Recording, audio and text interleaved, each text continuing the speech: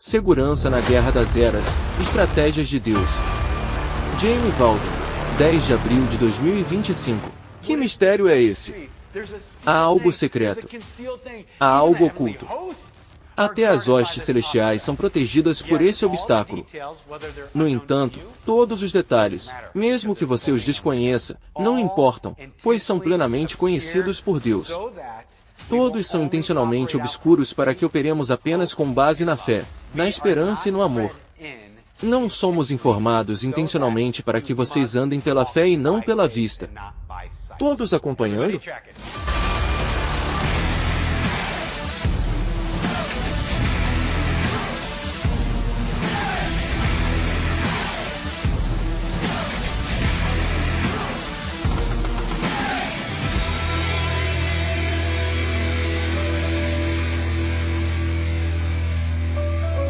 Segurança operacional na Guerra das Eras.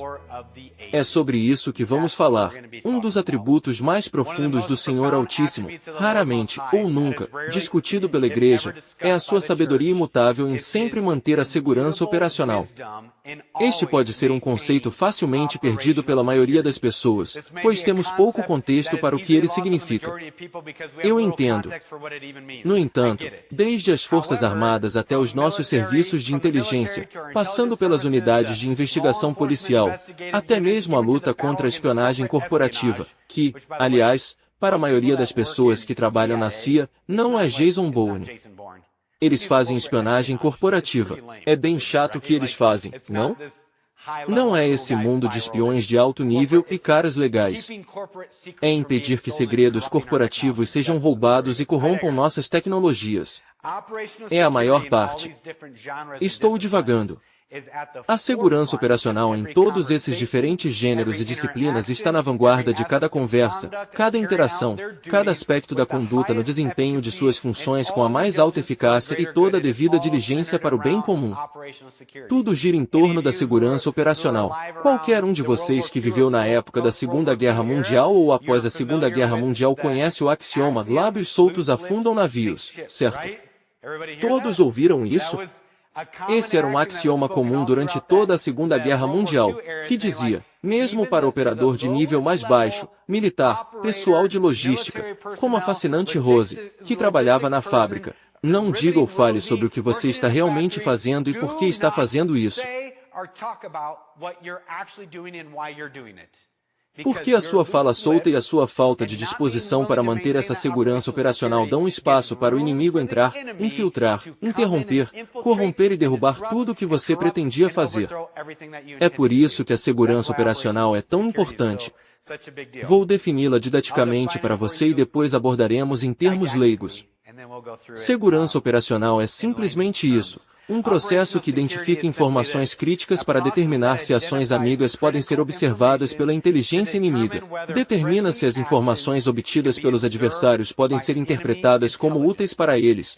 Em seguida, executa medidas seletivas que eliminam, reduzem ou exploram suas informações críticas. Em termos leigos, porque isso é um pouco complexo, segurança operacional consiste em manter seus planos e detalhes de sua missão em segredo para que não possam ser explorados, frustrados, corrompidos ou neutralizados por qualquer inimigo.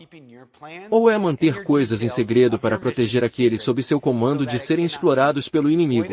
Então, eu posso esconder coisas de você que o inimigo possa te explorar, para que sua mente não fique inundada, seu espírito não fique inundado, seu tudo que você possa ficar inundado.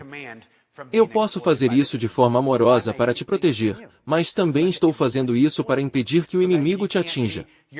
Todos acompanhando, segurança operacional, o que a maioria desconhece é que o Senhor, com sua imensa sabedoria, amor e destreza tática, emprega a OPSEC em nosso nome, para a causa de sua glória, contra todos os inimigos, tanto estrangeiros quanto domésticos, neste espaço de batalha multidimensional, a todo momento. E quando digo todos os inimigos, tanto estrangeiros quanto domésticos, vocês me ouvem usar isso regularmente. O que estou dizendo? Os inimigos de fora, os poderes das trevas e o inimigo de dentro da sua própria carne. O Senhor utiliza a segurança operacional até mesmo para protegê-lo de si mesmo, sem mencionar o inimigo no exterior. Por ser tão desconhecido para nós e por nunca ser ensinado, muitos, ou a maioria de nós, ficamos desanimados, desiludidos e desconfiados do Senhor em seus caminhos, porque simplesmente não parecem compreender a majestade maravilhosa e a sabedoria dele em operar diligentemente a partir da OPSEC. Simplesmente não entendemos. The wondrous majesty and his wisdom in diligently operating out from OPSEC. We just don't get it.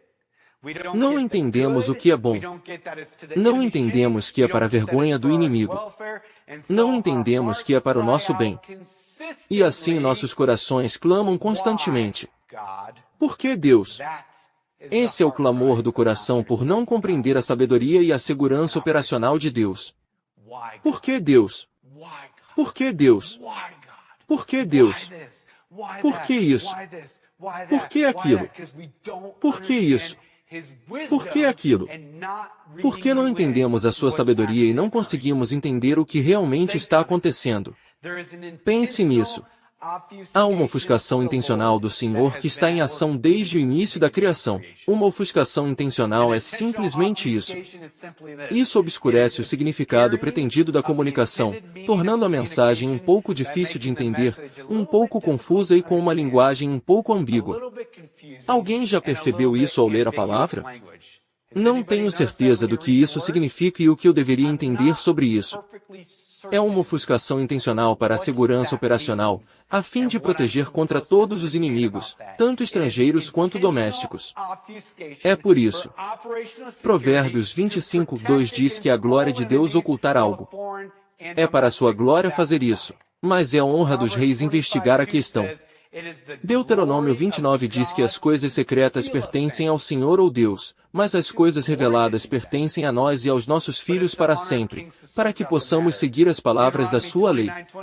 Como se houvesse certas coisas que simplesmente não cabem à nossa compreensão. Pense no plano de salvação, no plano de reconciliação, no plano de restauração de Deus. Tudo isso estava oculto. Tudo isso foi ofuscado.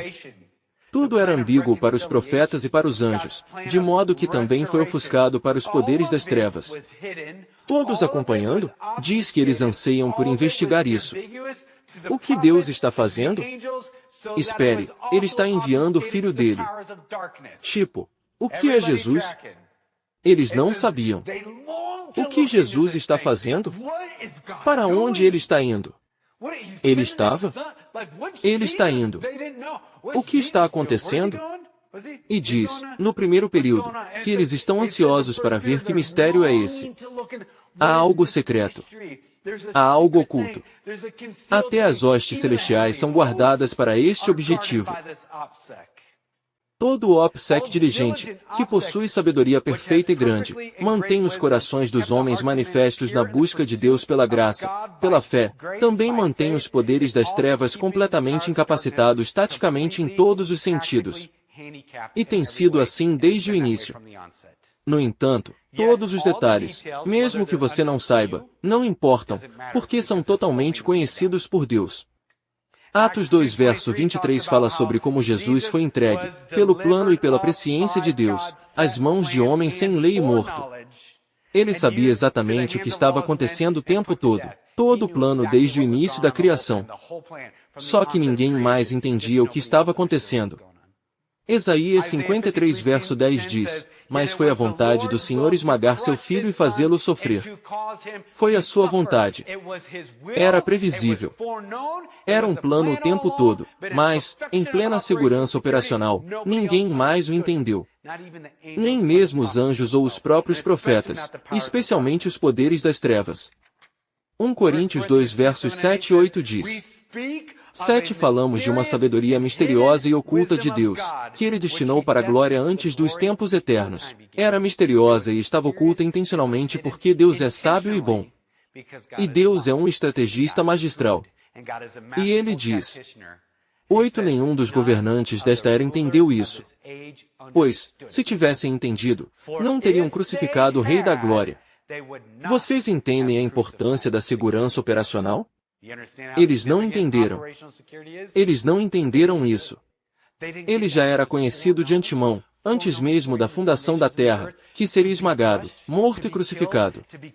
Eles não entenderam isso por causa da segurança operacional de Deus, porque, se tivessem entendido, não o teriam crucificado, e não haveria redenção, não haveria ressurreição, não haveria restauração, não haveria reconciliação, não haveria glorificação, e não haveria esperança para você e para mim. É tão significativo. Os poderes das trevas sempre operaram com uma desvantagem estratégica a cada passo. Eles são tão arrogantes que não entendem isso. É ridículo. É como se você pensasse nisso até mesmo no Vale do Armagedon de Megido, no final de tudo.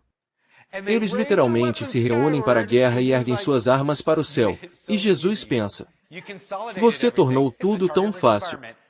Você consolidou tudo. É um ambiente rico em alvos. Ele abre a boca e pronto. Todo mundo acompanhando? É como um alvo fácil. Seus tolos. Esse é o poder da segurança operacional do início ao fim. Mas o que não entendemos é que o Senhor realmente faz isso em nossas vidas também. Os conceitos de graça e fé foram intencionalmente mantidos ambíguos por um tempo. Como fala em 1 de Pedro 1 versos 10 a 12, a respeito da salvação, os profetas que falaram da graça que vos seria dada aprofundam-na com o maior cuidado.